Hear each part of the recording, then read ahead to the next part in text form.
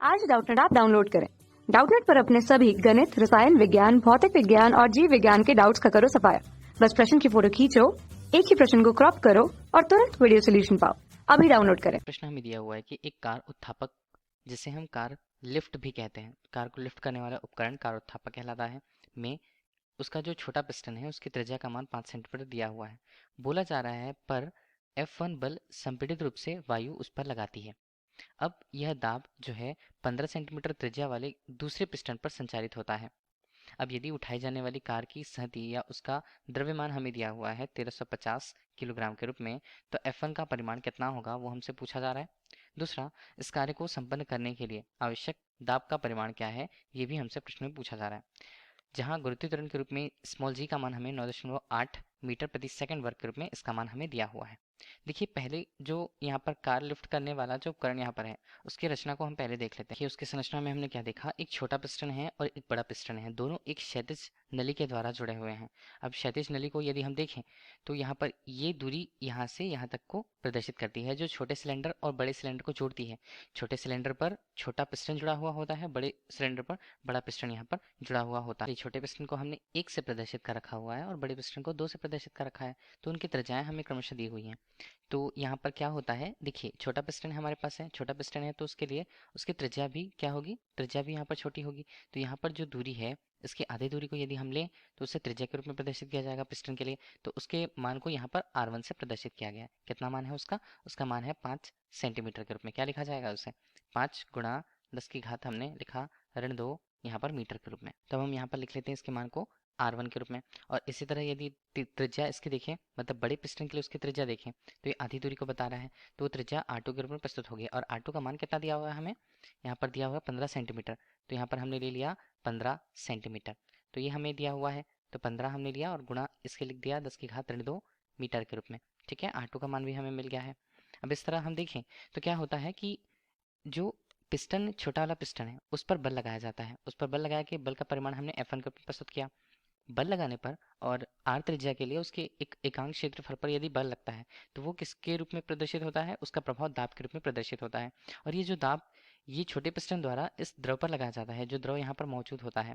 अब इस द्रव पर जो दाब का मान है वो नियत रूप से हर एक बिंदु पर उसका मान बराबर होता है। ये हमें कैसे प्राप्त हुआ, ये हमें प्राप्त हुआ पास्कल के नियम से। तो पास्कल नामक वैज्ञानिक ने बताया कि किसी एक बिंदु पर यदि दाब लगाया जाता है तो वो समान रूप से सभी बिंदुओं पर वो एक रूप से वितरित होता है, या हम बोल सकते हैं कि उसका मान नियत होता है। तो इस तरह से ये दाब जो है किस पर पहुंचता है, यही दाब का मान द्रव की सहायता से पिस्टन 2 पर यहाँ पर प्राप्त होता है। ठीक है, इस तरह यदि हम उसके त्रिज्या को देखें तो उसके संगत उसका क्षेत्रफल बनेगा, और क्षेत्रफल के कारण यहाँ पर उस पर यदि लगता है बल तो वो 2 के रूप में प्रदर्शित होगा। और यही F2 जो बल होता है वो कार को उठाने के रूप में उपयोग होता है। इस प्रकार उठाई जाने वाली कार की सहती का मान हमें दिया हुआ है। तो इसका मान यदि हम द्रव्यमान के रूप में दिया हुआ है तो द्रव्यमान M2 के रूप में हमें कार के लिए दिया हुआ है, उसका मान 1350 किस पर, यह है किलोग्राम पर। अब यदि हम भार की बात करें तो उसे हमें 9.8 मतलब गुरुत्वीय त्वरण से गुणा करना होगा। तो F2 का मान हम निकालें तो वो कितना होता है, 1350 हमने लिया गुणा यहाँ पर कर दिया 9.81 का, तो ये हमारे पास किस में बनेगा, न्यूटन पर प्राप्त होगा। इस तरह यदि पास्कल के नियम का हम उपयोग करें तो इसे हम क्या बोलेंगे, नियम से। तो नियम से ये बनता है एक तरह से F1 बटे यहाँ पर जो क्षेत्रफल होगा उसे हमने A1 के रूप में प्रदर्शित करा, तो वो बराबर होगा दाब के। और वही दाब का मान, नियत मान किस पर पड़ता है, दूसरे पिस्टन पर, तो ये किस तरह से होगा, F2 बटे यहाँ पर A2 के रूप में। तो हमें ये मान तो मिल गए। अब हमें क्या निकालना होगा, हमें निकालना है F1 जो प्रश्न में पूछा जा रहा है। इसका मान क्या होगा, इसका मान होगा A1 बटे A2 के रूप में, और हम इसे लिखें तो ये हमारे पास होगा F2 के रूप में। ठीक है, अब हम यहाँ पर F1 का मान यदि लिखें तो F2 का मान तो हमने देखा, उसका मान है 1350 गुणा हमने किया 9.81 के रूप में। ठीक है, और A1 का मान हमारे पास कितना, A1 हमने लिया तो पाई हमने लिखा, और यहाँ पर मान बनता है 5 गुणा 10 की घात, यहाँ पर क्या बनेगा, यहाँ पर ऋण 2 के रूप में। और इसका पाई है तो पाई है तो इसका क्या होगा, इसका होगा वर्ग। नीचे हम इसके मान को देखें तो ये बनता है पाई गुणा 15 गुणा 10 की घात ऋण 2, और ये होता है वर्ग। ठीक है, हमें कुछ इस तरह से मान मिले।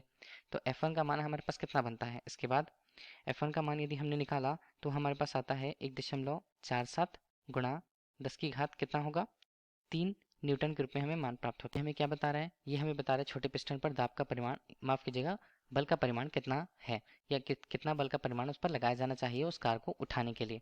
1.47 गुणा 10⁻³ न्यूटन के रूप में उसका मान होगा। अब क्या बोला जा रहा है, इसके अलावा इस कार्य को संपन्न करने के लिए आवश्यक दाब का परिमाण कितना है। तो यदि हम यहाँ पर दाब निकालें तो सीधे ही हम उसे लिख लेते हैं आवश्यक दाब के रूप में। दाब का सूत्र क्या होता है, P बराबर, इसका मान क्या होगा, चाहे तो हम एक समीकरण F1/A1 या हम उसे कह सकते हैं F2/A2 के रूप में इसके मान को रख लें। तो जिसका मान पता है, चलिए F1 का मान ही हमें पता है, तो P का मान हमारे पास कितना होगा, F1 का मान हमारे पास कितना 1.47 जो हमने अभी निकाला 10⁻³ यहाँ पर 3 के रूप में, और नीचे हम इसके मान को देखें तो A1 का मान कितना होगा, A1 का मान हमारे पास होगा पाई गुणा हम करते हैं यहाँ पर R के रूप में, तो R उसके त्रिज्या के मान को बताता है, वो क्या है 5 गुणा 10⁻³ यहाँ पर -2 के रूप में, और इसका होगा यहाँ पर वर्ग। ठीक है, कुछ इस तरह से होगा। तो P का मान हमारे पास इस तरह से हल करने के बाद कितना मिलता है कि हमारे पास बनता है 1470 बटे, हम यहाँ पर देखें तो ये मान हमारे लिए क्या होगा 3.14, और गुणा हमने किया, इसका मान आता है यहाँ पर 25। देखिए 10⁻4 वहाँ पर जाकर के ऊपर क्या हो जाता है, इसे हम लिख देते हैं 10⁻4। तो P का मान हमारे पास कितना बनेगा, P का मान हल करने के बाद हमें मिलता है इसका मान 18.7 गुणा क्या लिखें 10⁻4 के रूप में। और इसे क्या लिखा जा सकता है, इसे हम यदि लिखें दाब के रूप में तो ये हमारे पास होगा लगभग 1.87 गुणा 10⁻5 के रूप में, और ये क्या होता है न्यूटन प्रति मीटर वर्ग पर इसका मान होता है।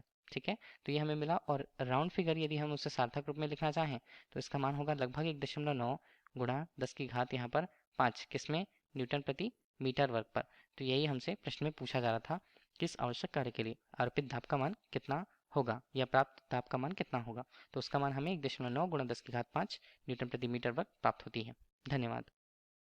कक्षा 6 से 12वीं से लेकर नीट, IIT, JEE वो एडवांस के लेवल तक 1 करोड़ से ज्यादा छात्रों का भरोसा। आज ही डाउनलोड करें डाउटनेट ऐप या व्हाट्सएप करें अपने सारे डाउट्स 8400 400 400 पर।